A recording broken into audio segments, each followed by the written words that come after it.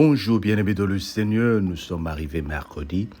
Après le direct d'hier soir, nous disons merci à Dieu pour ce thème, les ennemis que nous avons créés. Et ça va dans le même sens avec le thème de cette semaine. Le diable, lui, il ne vient que pour accuser, détruire. Et nous sommes en train de voir dans Jean 10, verset 10, le voleur ne vient que pour dérober, égorger et détruire. Mais moi, je suis venu afin que le brebis ait la vie et qu'elle soit dans l'abondance. Le choix est clair. Le Seigneur nous propose que nous ayons la vie et que nous ayons de l'abondance. Mais le diable, lui, son objectif, c'est isoler. En soulignant nos fautes, l'accusateur vise à nous faire sentir seuls. On te fait croire que toi, tu es mauvais. On te fait croire que toi, personne ne t'aime. On te fait croire que tout le monde est contre toi. Comme je suis en train de dire depuis lundi, c'est une philosophie de psychose, de faire peur. On te fait croire que le monde tourne autour des autres et que toi, tu es venu accompagner les autres sur terre. C'est ça le diable. Et comment il le fait? Au niveau de la cellule, au niveau de l'église, il va te faire croire que personne ne t'aime. Pourquoi tu pries? Regarde, quand tu t'es éprouvé, personne ne t'a appelé. Regarde, on ne t'a jamais souhaité bon anniversaire dans cette cellule. Qu'est-ce que tu fais là-bas? C'est toujours les autres. On n'a jamais prêté attention à toi. On néglige tes dons. Et quand tu as fini de dire quelque chose, personne ne commente, personne ne dit amen. Ce sentiment d'isolement est un piège pour empêcher toute communion et consolation, bien-aimé. C'est un piège que le diable nous tend. Il ne veut pas que toi tu communies avec les autres. Personne ne m'aime. Qu'est-ce que tu as fait pour qu'on ne t'aime pas? Les gens sont contre moi. Qu'est-ce que tu as fait pour que les gens soient contre toi, bien-aimé? C'est juste les jeux du diable. C'est juste le tic-au-tac du diable qui utilise cette psychose. Il manipule nos mentalités. Il manipule nos pensées. Voilà pourquoi ces enseignements nous sont donnés cette année de la discipline spirituelle. La Bible dit, là où 2 ou 3 sont réunis à mon nom, je serai avec eux. La Bible ne se contredit pas, bien-aimé. Si quelqu'un commence à t'encourager de quitter un groupe pour que vous soyez vous deux seulement, la personne est en train de t'isoler pour t'égorger. Tu vas remarquer beaucoup des hommes, beaucoup, et là je parle des hommes, qui ont été isolés de leur famille par leurs épouses, ont terminé très très très mal leur vie. Lorsque tu as une épouse ou un époux qui t'isole de ta famille, bien-aimé, ce n'est pas une bénédiction, c'est la malédiction. Tu te retrouveras seul. On veut t'isoler pour t'exploiter, soit ton argent, soit tes étoiles, et après tu es seul. Lorsque les gens commencent à te raconter, voilà ce qu'ils font, voilà ce qu'ils disent de toi, méfie-toi de certaines personnes, parce qu'ils veulent t'avoir à toi seul. Et le diable connaît ce que nous aimons. Il y a certains d'entre nous, nous aimons qu'on nous dise qu'on ne nous aime pas.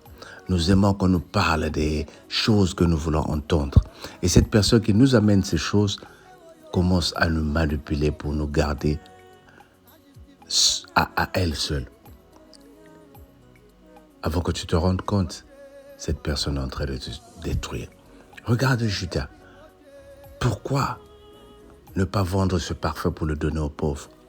Il a commencé à challenge, à questionner la nature de Jésus-Christ. Et où il s'est retrouvé? À la mort. Bien-aimé, quand tu envies les autres, c'est la mort qui te guette. Quand tu divises les autres, c'est la mort qui te guette. Parce que tout ce que nous sèmons, nous le récoltons par terre. Si tu veux t'isoler pour une certaine raison, fais-le seul. Mais n'entraîne pas les autres avec toi dans le fou. Sinon, c'est aller pour les égorger et les tuer.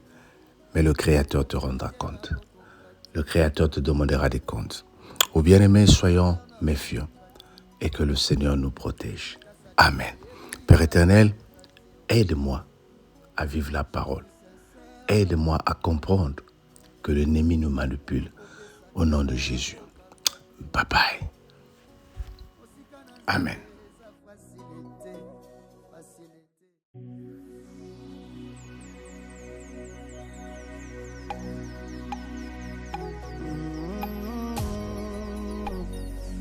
Oh Dieu.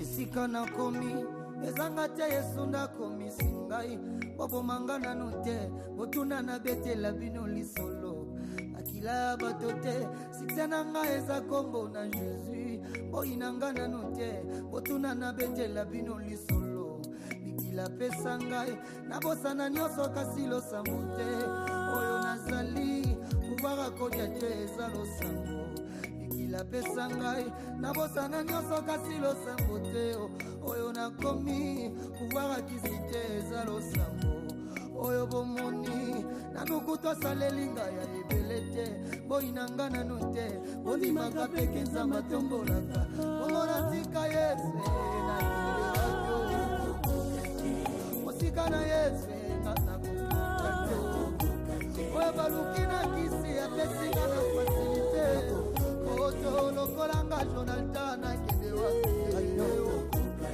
bakomeli bapede apesinga na kilobalieo ata yo moko eske nga nakoki kotika nzamba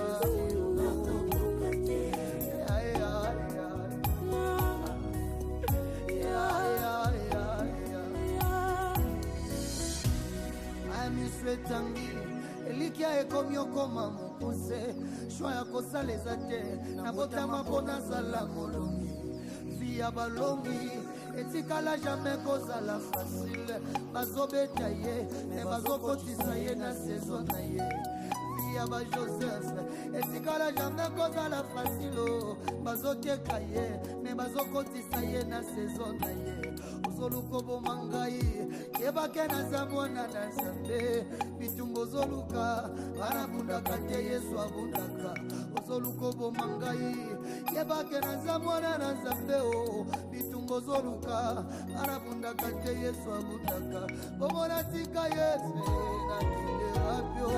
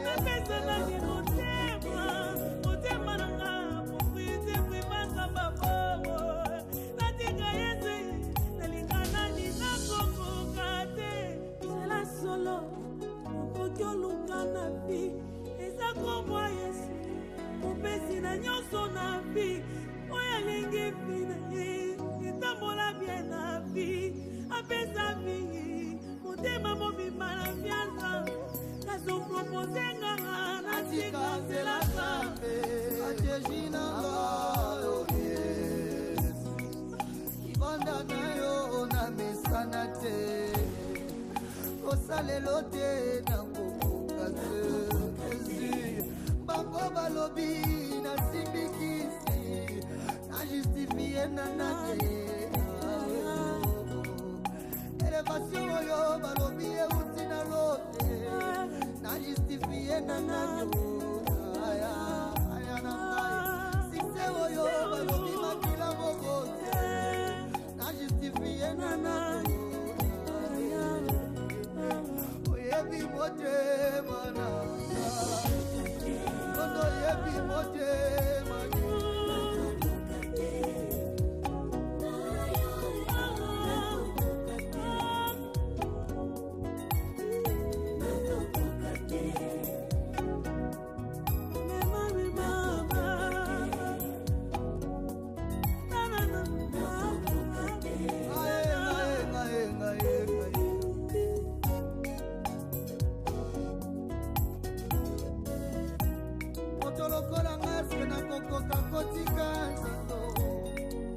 oubliez na famille récupérer na samba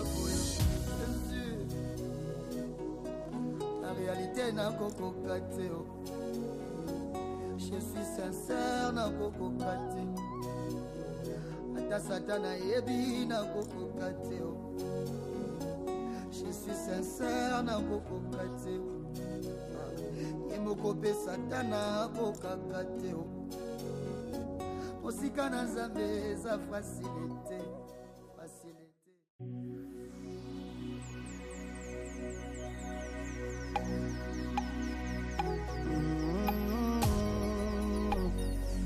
Oh Dieu.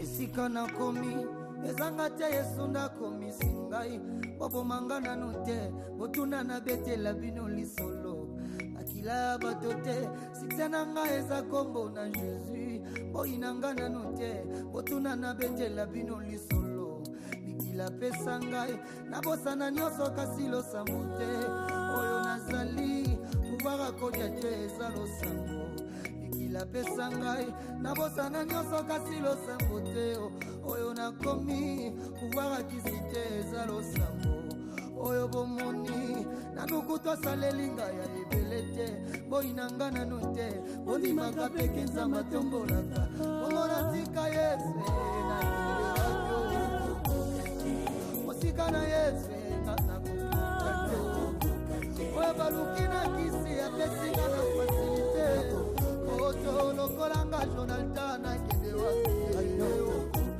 oyo bakomeli bapede apesinga na kilembangeo ata yo moko eske nga nakoki kotika Nzambe